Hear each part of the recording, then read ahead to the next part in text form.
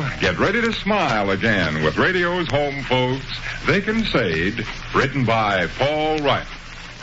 Vic and Sade is brought to you by Procter & Gamble's Crisco, the pure all-vegetable shortening. It's digestible.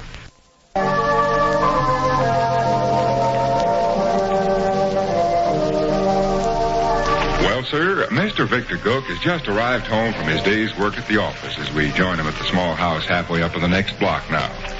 He's standing beside the library table in the living room, removing his hat and overcoat, and speaking cheerily to Sade, who's darning socks on the Davenport. Listen. Do I look like a pretty girl 17 years old? No. Do I look like a pretty girl 26 years old? Refuse to give a poor fella any compliments, huh? What you feeling so good about? Wouldn't you feel good if you were wealthy, talented, popular and good-looking?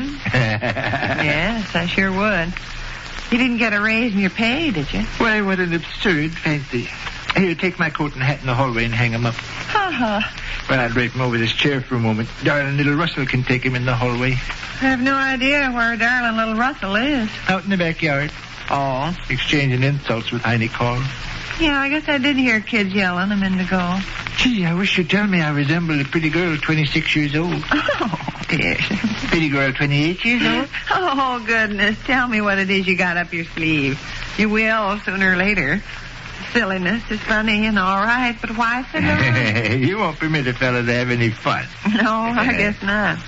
Oh, this must be Russell. Heidi, hi. Hi. In the kitchen, are they? Hello, Bob. Hello, Gov, he says. Ain't that sweet? He gets more growing up every day. He says, hello, Gov, just as clear. Has this dandy news you're hugging to yourself got anything to do with your eating supper downtown this evening? Sadie. Incorrigible. Grocery store for you pretty quick, Mr. Man. Okay.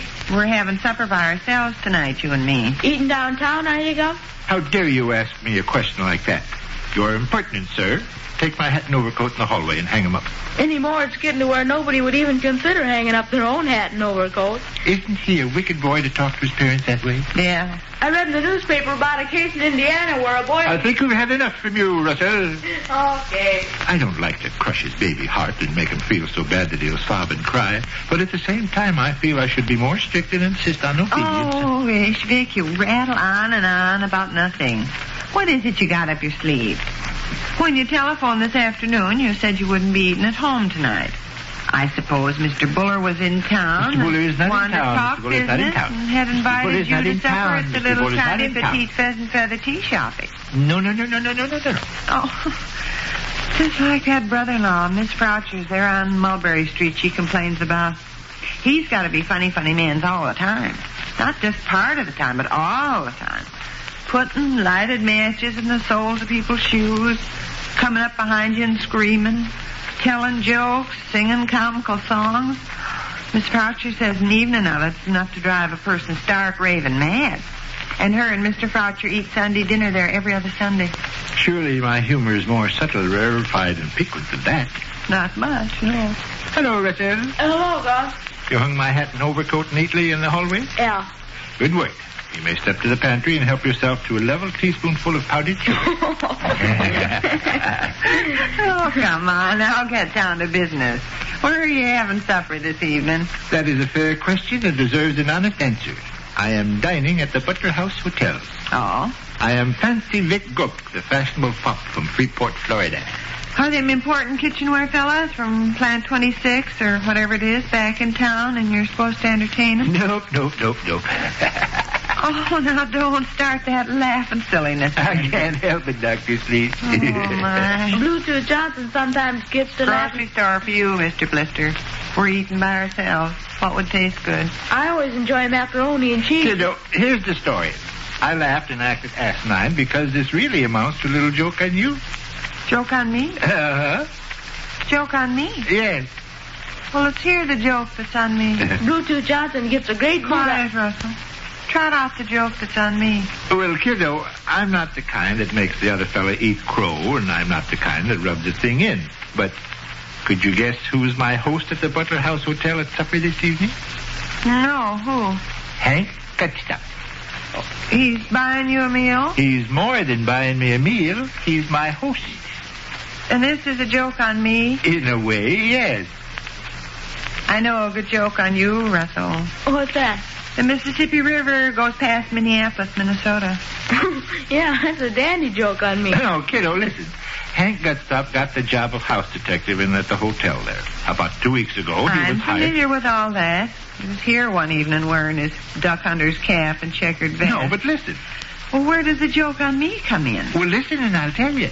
All right. For many years, you've held up Hank as an object of derision. Well, that's what he was. You've thought of him as a thing of shreds and patches, and you've pictured him as a no-good loafer asleep on railroad station platform. Sure, that's right. Mm-hmm. A pool room tout, a barbershop lounger, a creature crude, coarse, and contemptible. Exactly, sure. Mm-hmm. In the light of all that, how do you feel about Hank being host to 5 of his friends at a private, stylish supper at one of the finest hotels in central Illinois? Well, I suppose if he's flush with money, he's got as much right as anybody else to buy meals. Wait a minute. Kiddo, does it seem in character for a no-good bum to put on a luxurious, smart, and sophisticated banquet for 5 of his... peach butter and talky talk. Anybody with the spondulics can walk in the purple room there and order a luxurious, smart, and sophisticated... Did I say purple room? He isn't putting on his luxurious, smart, and sophisticated banquet at the dinky little coffee shop off the lobby there where you eat off the arm of the chair and... Sadie, what an odd notion. Well, is he? No. Kiddo, Hank Gutstop is entertaining 5 of his friends in his own apartment. At the Bright Kentucky? Beg pardon? At the Bright Kentucky Hotel? No, Russell. Not at the Bright Kentucky Hotel. That's where he lives. No, Russell. Has he moved? Yes, Russell. Where to?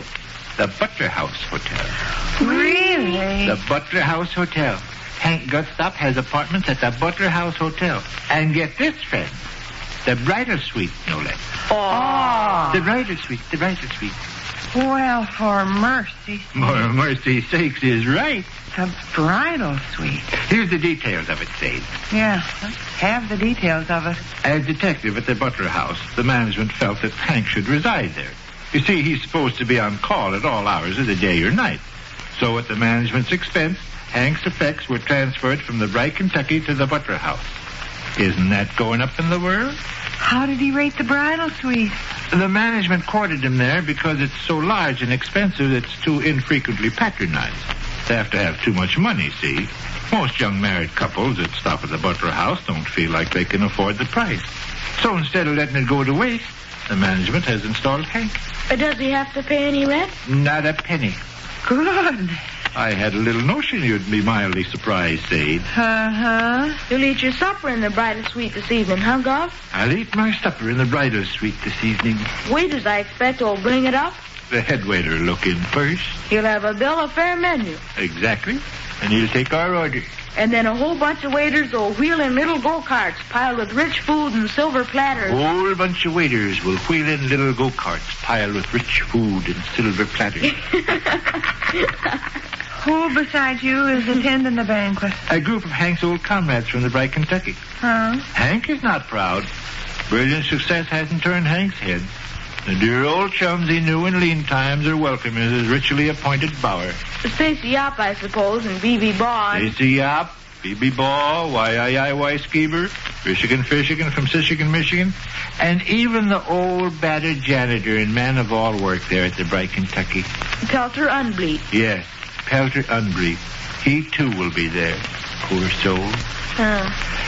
So there, Sade, you have the story of Hank Gutstop's meteoric rise in the world. From a thing of shreds and patches, from a no-good loafer sleeping on railroad station platforms, from a pool room tout, a barbershop lounger, and a creature crude, coarse, and contemptible, Hank Gutstop has become the occupant of the bridal suite of the Butler House, has become a host at gay, smart, sophisticated private banquets for his friends, is a living, breathing part of the elegance and splendor and glamorous flash and fire of one of the finest and most brilliant hotels in central Illinois. Hey, hey. Yes. Hey, hey. What do you say, Russell? I'd say hey, hey, too.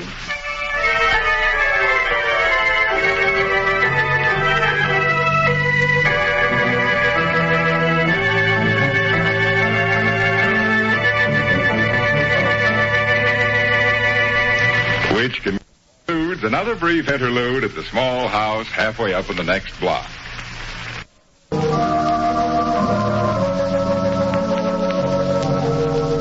And don't forget to listen to Vic and Sade the next time. This is Ed Roberts saying good day for Crisco. It's digestible.